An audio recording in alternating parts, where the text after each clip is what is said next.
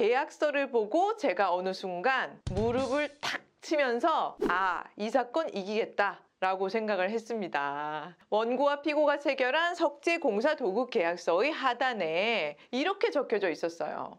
변호사님, 석재공사 대금 청구 소송을 1심에서 전부 패소했는데 2심에서 전부 승소로 뒤집은 사건이 있으시다면서요? 네, 맞아요. 건설 전문 변호사가 아니면 뒤집을 수 없는 사건이었거든요. 건설을 너무나 잘 알고 있는 사람이 사건을 맡느냐, 아니냐. 이 차이가 너무나 극명하게 드러난 사건이라고 할 수 있는데요. 이 석재공사업체는 발주자랑 직접 석재공사에 관한 계약을 체결한 상태였어요. 즉 발주자가 큰 건물을 신축공사를 하면서 내부 그리고 외부에 석재공사를 해달라라고 요청한 경우였는데요. 석재공사를 하는 과정에서 발주자는 이 석재는 좀 고급으로 바꿔달라. 여기는 검정이 아니라 하얀색으로 하는 게 좋겠다. 이런 요구사항이 생기면서 재료 자체가 굉장히 고가의 사양으로 변경된 경우였거든요. 모든 재료를 외국에서 수입해서 오는 이 대리석의 경우에는 고급 자재로 변경되는 경우에 그 공사 비용이 몇 배 혹은 몇십 배로 올라갈 수도 있더라고요. 그래서 이 사안에서도 석재 변경으로 인해서 추가적으로 발생한 대금이 무려 8억 원에 이르는 상황이었어요. 8억 원 정말 작은 돈이 아니죠. 그래서 이 석재 업체는 당연히 소송을 걸면 내가 이길 수 있다라고 생각을 하셨었대요. 이러한 생각으로 석재공사업체는 자료를 잔뜩 챙기셔서 제가 아닌 다른 변호사를 찾아가게 됩니다. 그리고 제가 못 받은 8억 원의 공사 대금을 받아주세요 라고 얘기를 했고 1심 변호사와 함께 소장을 접수해서 발주자의 지시로 인해서 이렇게 자재가 변경되었습니다. 그래서 공사 대금이 많이 증액되었기 때문에 이 부분은 당연히 피고인 발주자가 줘야 됩니다 라는 주장을 열심히 했습니다.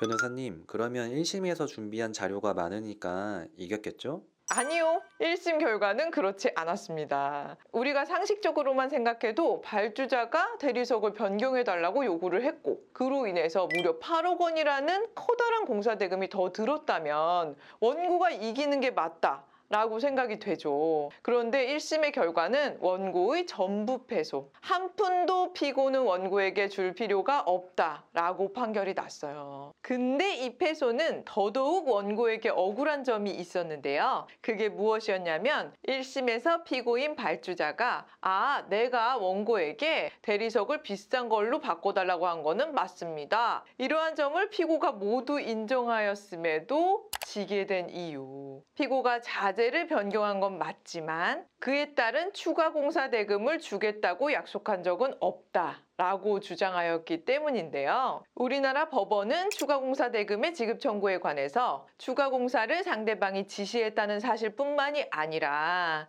그에 대해서 추가적으로 발생되는 비용을 지급하겠다. 즉 추가 공사 대금을 주겠다. 라는 약정까지 입증하여야지만 원고가 추가 공사 대금을 인정받을 수가 있다라는 입장을 취하고 있어요. 그래서 피고는 이 부분을 이용해서 내가 석재 변경을 지시하면서 언제 그 돈을 주겠다고 했습니까? 돈을 주겠다고는 절대로 안 했습니다. 이렇게 일관되게 주장을 한 것이고요. 대법원 판례에 따라서 1심 판사는 피고가 자재의 변경을 요청한 것은 맞지만 그에 따른 추가 대금을 지급하겠다는 약정을 한 사실이 없으므로 원고의 청구를 모두 기각한다라는 판결을 내린 거죠.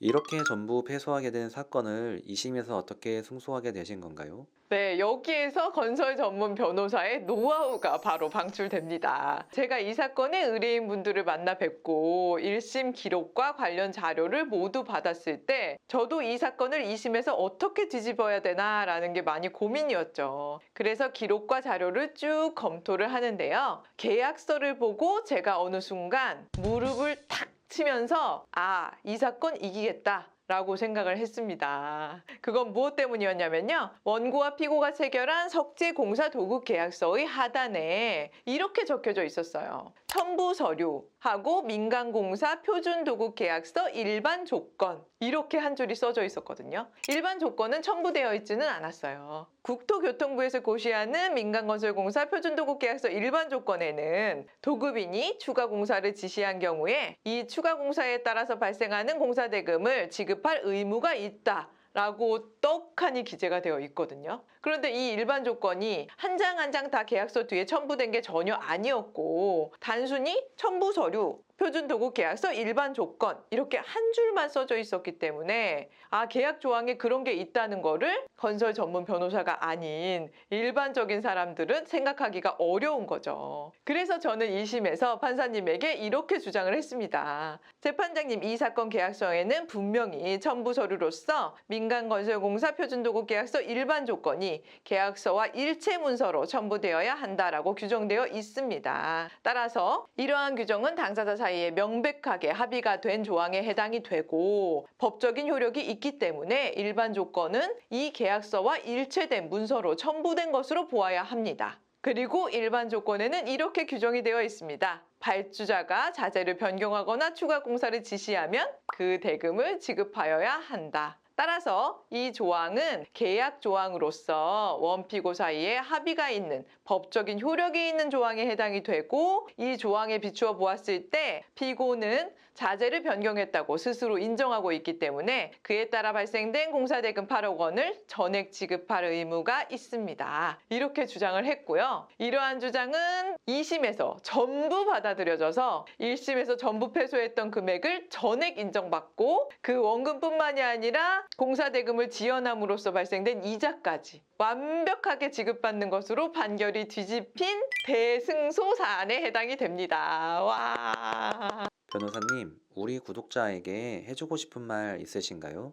네, 우리 많은 건설업체 여러분, 오늘 사안에서 정말 중요한 내용은요. 우리에게 공사를 시킨 계약의 상대방이 추가 공사를 지시하거나 자재 변경을 요청해서 추가 공사 대금이 발생할 만한 상황이다라고 하실 때는요. 단순히 공사를 지시한 내용만 확보하셔서는 부족하다라는 점을 꼭 마음에 새겨 두셔야 돼요. 그래서 첫 번째는 민간건설공사 표준도급계약서 또는 건설하도급 표준 하도급 계약서 법률사무소 기린 홈페이지에 올라와 있거든요. 이 계약서 다운받으셔서 꼭 이 계약서로 계약하시는 거 잊지 마시고요. 그리고 상대방이 이런 추가 공사를 지시할 때는 이거 비용이 발생합니다. 나중에 비용을 주셔야 돼요. 정산해 주셔야 됩니다. 라는 얘기를 꼭 하셔서 알겠습니다. 일단 공사해 주세요. 라고 답변 오는 거. 그것까지 입증 자료로 확보해 두시는 게 손실을 입지 않는 최선의 방안이다 라는 거 잊지 않으셨으면 좋겠습니다. 네, 여러분 오늘 영상도 도움되셨다면 좋아요와 구독, 알림 설정 부탁드리고요. 궁금하신 사항이나 법적으로 도움이 필요하실 때는 02537-0722 언제든지 편안하게 전화 주시면 되고요. 댓글이나 법률사무소 기린 홈페이지 통해서도 질문 주시면 제가 정성껏 답변 드립니다.